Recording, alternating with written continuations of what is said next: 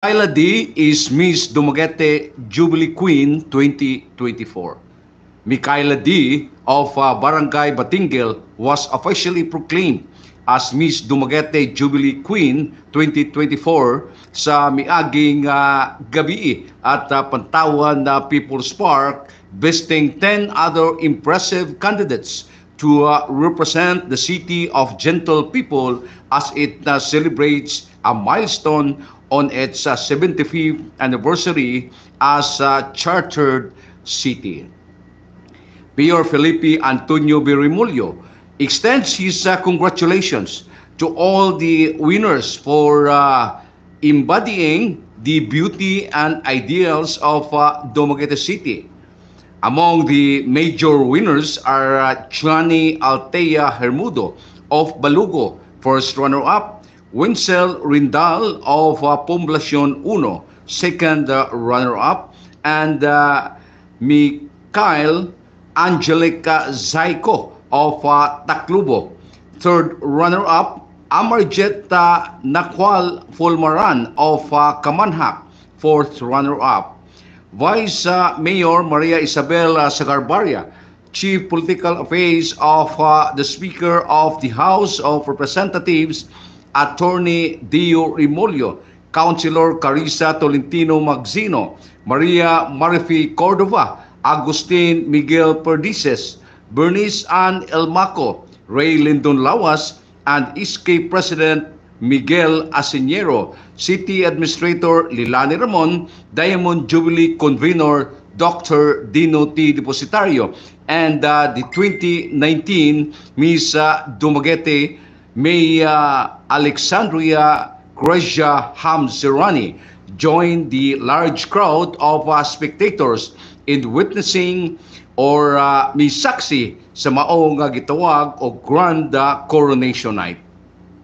Meanwhile, winners of the minor awards are Johnny Altea Hermudo as Best in Production Number, Best in Gown, Best in Swimwear, si Nina Top Model, Micaela D as Best in Theme Wear, and Best Speaker, Christy Pagasian as Miss Social Media, Amarjetta Fulmaran as Best in Talent, Winsel Rindal as Darling of the Press, and Miss Professionalism, and Sipura Labag as Most Photogenic.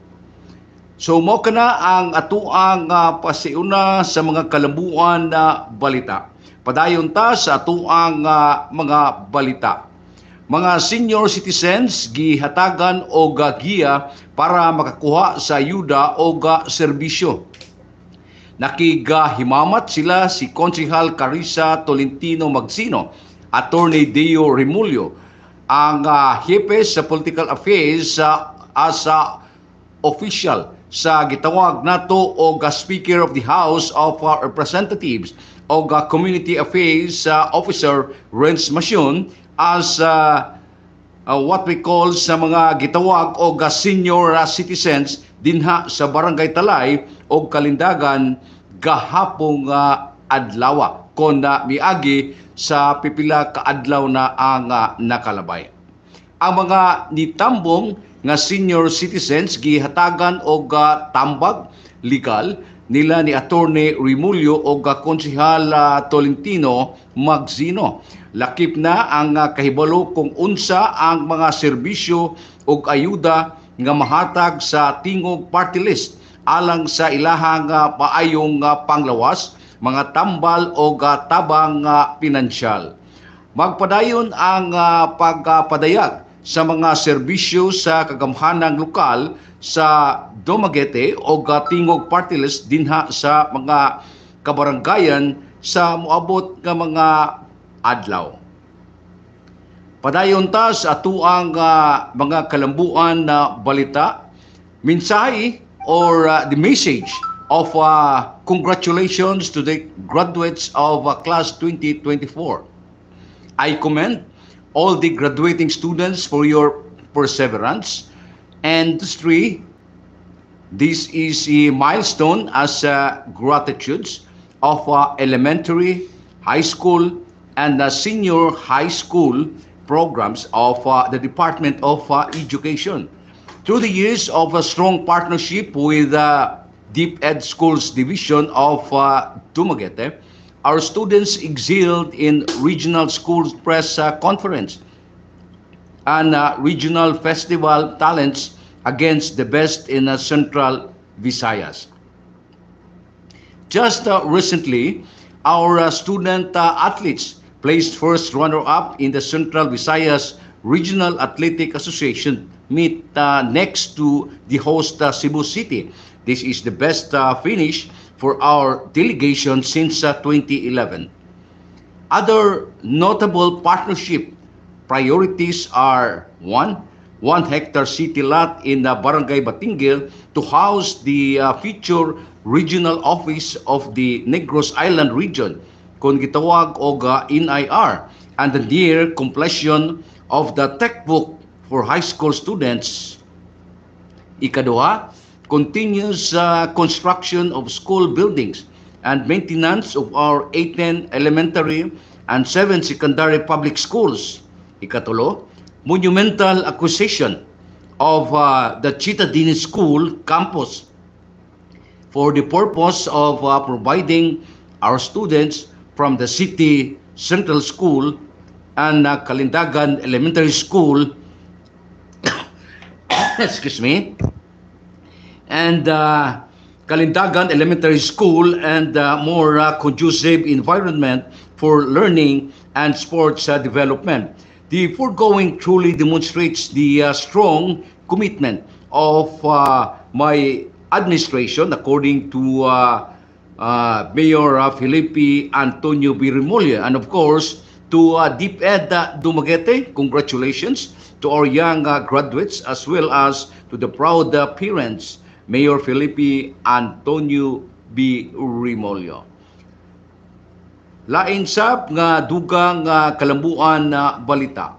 Statement of Sister Cecily Jacob on the purchase of the Chitadini properties. Matud pa, authorized representative of the local superior of the Ursuline Sisters of Sumasca. Thank you to Mayor on behalf of the Sisters of Sumasca.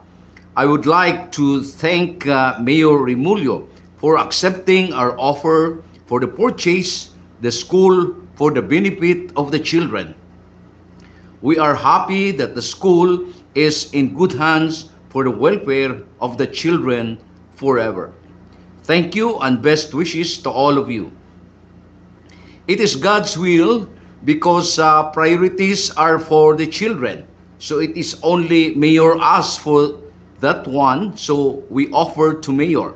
We also have other offers, but we refused it.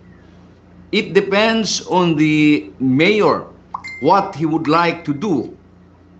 Actually, there was a proposal to use it as a City Central Chitadini School, but it is just a proposal. And we don't know if it will push through or not. If Mayor wills, it is possible, I believe.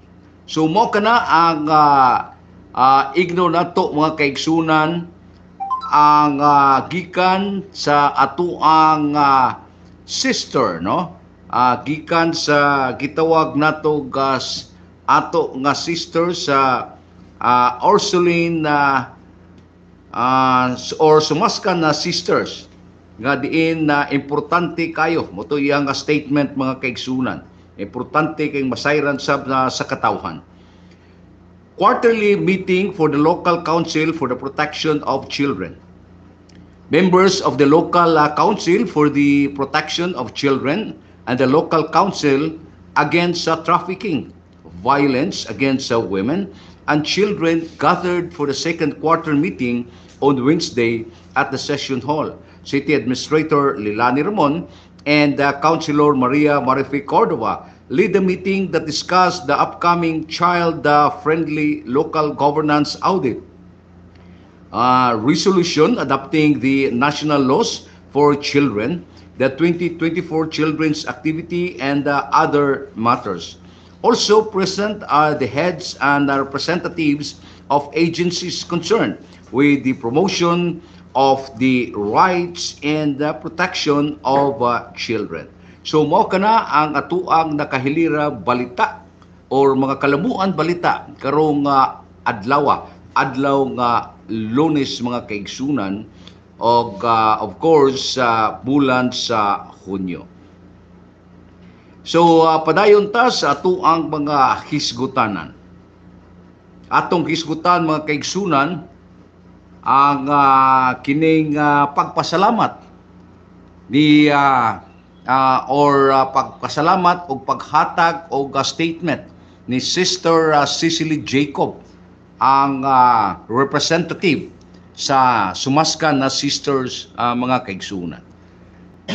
Importante kay mga kaigsunan nga masayran usab sa ato ang katawhan nga diin nalipay ang sumaskan sisters kay ang maong tunghaan kaniadto nga ilang gida mga kaigsunan ana-ana sa maayong kamot sa ato ang mayor. Mayor Felipe Antonio B. Remullio. Ug atong kalkalod mga kaigsunan, atong tukion o palamlan mga kaigsunan.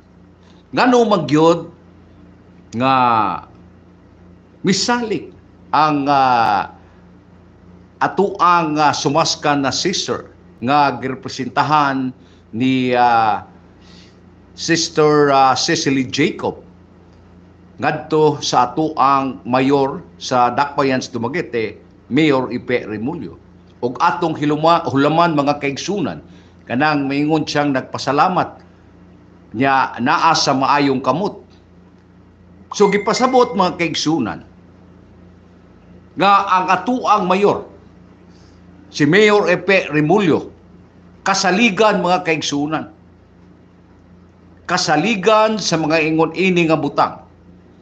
Dili lang hulaman nato ang terminolohiya nga matud pa sa ako ang higala nga si Attorney Joel Ovar, the master stroke of Mayor Felipe Antonio B. Remullio. Ngano magyud mga kaigsunan? Ngano magyud mingon nga the master stroke? Why? Because si Mayor Felipe Antonio B. Remullio or si Mayor Ipe mga kaigsunan, iya kining 40.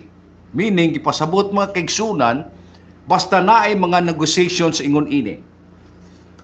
Maayo mo convince ang atuang mayor tungod kay iyang napasabot og maayo og unsa ka importante ang mga punto mga kaigsunan og nganong ingnon ni ana.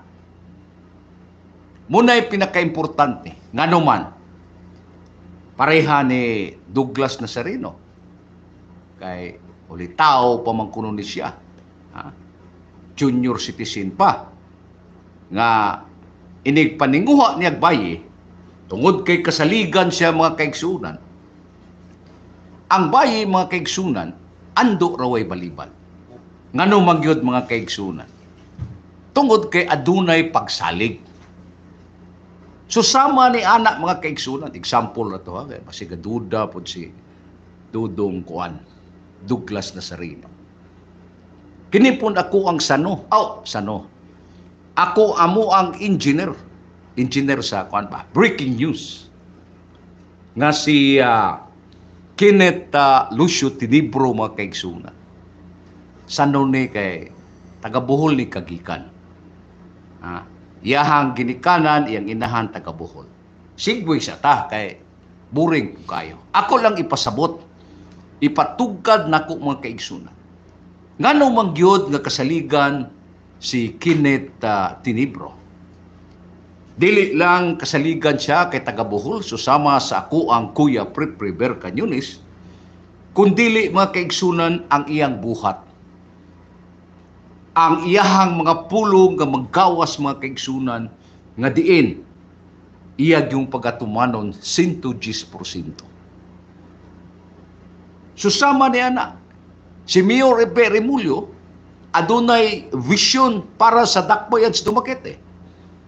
Og iya kining gituman mga kaigsunan og nakita ang mga kalambuan sa atuang dakbayan sa Dumaguete.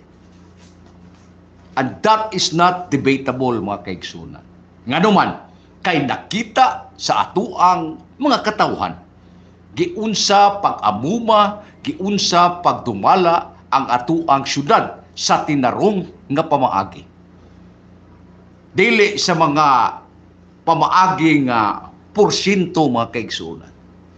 Kay kining atuang mayor, wa ni nakahibaw og unsay porsyento. Porsyentos proyekto ba? Wa ni kahibaw, mga kaigsunan. Ngano man kung mingon nga wa kahibaw, mga kaigsunan. Tungod kay kung adunay proyekto nga pagahimuon ang City Government of Dumaguete. Example, adunay road concreting or concrete bridge or usaba ka ingno nato vertical nga proyekto, mga kaigsunan. Kanang mga proyekto nga gihimo o ingno nato gibuhat sa atuang mayor, ang gusto niyang ipagawas o ipi-implementar, mga kaigsunan, muagi ka na og mga proseso. Unsa man ang mga prosesuha, mga kaigsunan? Of course, number one, muagi sa SBAC. Unya, di magkaka-apply dito sa SBAC o dili po ka rehistrado, lisensyado, or diretsong istorya, legitimate ka nga kumpanya. Kaya nimo ang maong proyekto. So therefore, mga kaigsunan, dili man trabaho sa atong mayor kanang magdaan ang BAC. Di pud siya mahilig og mando. Kay kining atuang mayor, dili man ni bossy type. Leader type ni. Unsa man ang leader type, mga kaigsunan? Iyang induce ang iyahang mga ginsakpan or iyahang mga ingno nato kauban sa ehekutibo, mga kaigsunan, nga mo excel sa, and they have to do their 110% doing such because kana, mga kaigsunan, og maayo ang ilang pagkatrabaho, bulambo ang dakbayan sa Dumaguete. Muna'y gipasabot, mga kaigsunan. Og bossy type, mando ra. Ayo kamo imong kalimot, ako ang porsyento. Ana. Agi dito sa BAC, pero sa di pa maabot sa BAC, aresa mo nako. Kaya ako sang i-negosyar. Dili ingon ana atong mayor. Kaya di na niya trabaho. Ang trabaho, mga kaigsunan, sa mayor, igo rang mo paduso ngadto sa wanan sa sangguni ang panglungsod. Og unsay ang ayang paaprobar nga pundo. Pagkahuman ana, let the BAC do the job. So BAC na, kitsa may chairman da sa BAC, atong city engineer's office, mga membro, nadya, sekretary, tanan. O kinsay ang ayan nga ibutang din nga mga tarong nga tao, dili mga kawatan. So karon, mga kaigsunan, adto dito, og muduol ni mayor kay mubait-it, kay gatuod og mudawat og kwarta ni ato ang mayor, wa man ni kailang unsay porsyento. Mingon guras mayor nga nganong aray mo nako, di mo kubak adto mos bak. Unya, kaya ninyo ang proyekto, legitimate mo nga kumpanya. Aw adto mo dito, submit mo unsay magkinahanglan papilis. Bagbid mo dito pagbid. Ingon ana, dili kay mo adto mo bid sa mayor. Kay instead nga, like for example, arita sa mga bridges nga instead nga less than 40 million or ibutang na to less than 30 million pa. Nya gamon ang 40. Ngano man, mga kaigsunan, gamon 40 milyones. Kay katong ubang porsyento, pila ka milyon, adto mo nitos kuan. Hari sa gamhanan, mga kaigsunan. Ya dili ganahan ato ang mayor ani ana. Ngano man, example, mga kaigsunan, kung hulaman ako ang iyang pulong, mingon siya, gatan-aw ang katawhan, gatan-aw ang atoong mahal nga makagahom, nga kita nangawata og salapi pinagi sa mga komisyon SOP sa mga proyekto nga kwartas gobyerno nga diin buhis sa katawhan. Unya, makaon ni muna. Ha? Kanang word nga kawatan mga kaigsunan para nako pintimbukatan na. So, ang atong mayor nga tinarong ra. Ha? Kaning gitawag nato mga kaigsunan kay usama siya sa convenor sa gitawag og good governance sa tibuok Pilipinas. Nakalusot gud siya mga kaigsunan. Naabot gud siya sa ikatulo nga bahin mga kaigsunan sa tibuok Pilipinas nga mga mayor. Ya, pila man ka mayor sa tibuok Pilipinas. Sayran mo mga kaigsunan. Ingon ana ang atuang mayor. Naningkamot, nangita og inisyatibo mga kaigsunan para mulambo ang atuang syudad. Munang mingon ang atuang mga katawhan, lupad, Dumaguete. Ha? Unya, slayran pod ni akong higala, among engineer sa breaking news, nga si Kenneth Lucio Tinibro, lupad, Negros Oriental. Nun ana. Kung naay good morning, naapoy good afternoon. Ingon ana na mga kaigsunan, ang logic na gipasabot. Kung aduna kay vision o ambisyon para sa imuhang katawhan, para mulampo ang imong syudad, maningkamot ka. Pinaagi sa pagkolekta og buhis. Naamay gitawag nato og mga kining income generating nga mga buhatan sa gobyerno sa syudad. Diha ka maningkamot. Haron adunay income ang imuhang syudad. Ikaduha, dili ka magkusik-kusik og kwarta. Useless magkusik-kusik ang kwarta kay doon na pa kay lain nga mga proyekto o programa nga imong gipasupot. Kung magsalig sab ka anang duha, mapurdoy ka. Mapurdoy ang atuang city government. Mauna ang atuang mayor doing extra mile. Padung ngadto sa kauluhan. Muyango ngadto sa mga senador, muyango ngadto sa mga congressman. Mayungo ngadto sa mga department head sa kada ahensya sa gobyerno nga iyang higala para makapangayo og pundo mga kaigsunan. Kining mga ayuda, AX, asa man gikan? Naatay atua lokal, pero dili makasustain sa insakto kay gaagad ra mata sa pundo. So magsalig kita og nasyonal kay na may programas nasyonal, alaalag sila ray magpahimulos. Kanang ubang syudad o lungsod ra. Mulabi po ang atuang mayor. Ha? Ikaduha, o ikatulo, naaman si Atty. Deo Remulyo nga willing and able mutabang mga kaigsunan para sa katawhan sa Dakbayan sa Dumaguete. Yang gitrain na iyang anak.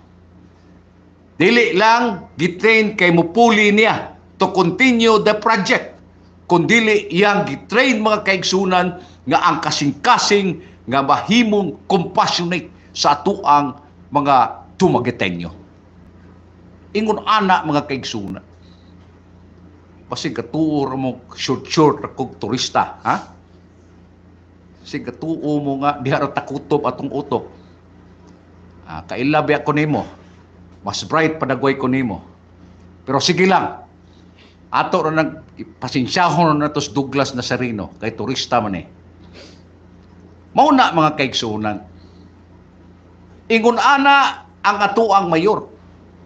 Mauna nga nahimo ta mga kaigsunan nga second class city ang Dakbayan sa Dumaguete. Og pwede ta makasurpas pa. Posible pang mahimo patang first class. Basta maningkamot og musuporta ang mga katawhan. Akong gipasabot, maningkamot ang mga buhatan nga income generating mga kaigsunan. Maningkamot ang atong mayor nga makapangita o asa makakulikta og insaktong buhis. Kay og insaktong buhis makulikta pahimo tang first class city og mataas ang sweldo sa atuang mga empleyado og aduna pay mga daghang mabakante nga mga posisyon. Ingon ana mga kaigsunan. Kay ba usab ang ato ang mayor? Kining mga politiko mga kaigsunan, come and go na. Ayaw mong paluto sa kaugalingong mantika. Ha? Kay atong mayor, wa man isugangan, wa po ni gasol sa ilaha, kay di po ni muluto, di po ni kahibaw muluto mga kaigsunan. Muluto sa kaugalingong mantika ba? Tawa mga kaduglas. Mauna mga kaigsunan. Kay kining ubang politiko mga kaigsunan, lutuon ka sa kaugalingong mantika. Di apoy hanggaw mga kaigsunan nga mga katawhan dagko kay ngisi og matunulan og kwarta nga dako nga gikan sa buhis katawhan nga gikarate mga kaigsunan ang maong mga gitawag og salapi nga gikan sa SOP or komisyon. Inighatag mga kaigsunan, dagko kay ngisi. Pagkahuman, mingon dayon nga, Sir, nice kay ka, sir. O, ana dayon mga kaigsunan. Lami na kayo mo tawag. Mayor, Governor, Kong, suskod, baling lami kaya nakadawat og 5,000. Ha?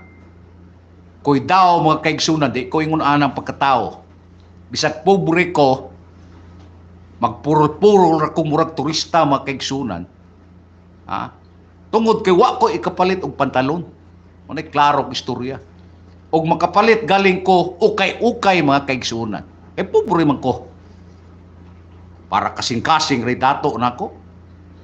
Kani among grupo mga kaigsunan, kini grupos breaking news, pagwapuhay man po ni. Kay kinsa tong gwapo, mo putoy medyo mabaw-mabaw bulsa. Nya kinsa may gwapo na mong tulo, Kuya Pre-Pre. Kinsa may gwapo na mong tulo, Kuya Pre-Pre. Di ba ang gwapo na mo si Kenneth Lucio Tinibro? Amo na mabaw bulsa. Mao na mga kaigsunan. Munang ako, pahipi ra taon ko kay inilaging uyamot ra puta, uyamot pang itsura, uyamot pang bulsa, di pa kapalit og pantalon. Pero in spite of that mga kaigsunan, ang akuang integridad, akong ipanghambog, ang akong kasing-kasing akong ipanghambog mga kaigsunan. Munay importante mga kaigsunan nga ang mga tao buhagad nimo tungod sa imuhang mga matarong nga buhat. Wa ta ga abuso sa isig katawo, wa ta nang lupig, wa sabta nag-encroach mga kaigsunan. Mao nang usahay, espesyal pud ta. Unsay pasabot ang espesyal coach? Espesyal pud ta, usahay sakay pud tag silhig. Kay ipadaman ta si Kihor. Weekend. Ngano man, tungod kay natay kaila nga abogado mga kaigsunan. Akong kauban sa buhat kaniadto, nya abogado naman. Nya saon na to na. Nya tuwa man siya sa lugar nga the land of peaches and witches and the land of fire and magic. Nya di ama ko sa city of gentle people. Pero proud ko mga kaigsunan kay ang ako ang mayor, si Mayor Felipe Antonio B. Remulyo, nga taro nga pagkatao. Taro nga pagkapolitiko. Dili hambugod mga kaigsunan. Unya imong pakalitan matay mura pug si Ruel Santiago artistahin bas Mayor Ipit. Unya ang iyang anak mga kaigsunan nga si Attorney Dio Remulyo mo'y mo continue sab sa mga proyekto nga gihandom o givision gidamgo sa to ang mayor. Kay asa man niya ibilin. Kana kung tugutan sa katawhan, ha? Kamuray maigo sa mga katawhan. Kay pasiganahan mo anang kanabang lutoon mo sa kagwalingong mantika. Ha? Kanang isulod mo bulsa, ganahan mo, awa matay mahimo ana. Pero gusto mo matarong, gusto mo og mga new breed or new blood mga kaigsunan. Nga mo'y mo sugamak sa mga kaayuhan o mga kalambuan nga ipaabot sa atuang syudad. And there you are. Mingon ko kaninyo mga kaigsunan. Intelihente ang mga butante sa dakbayan sa Dumaguete.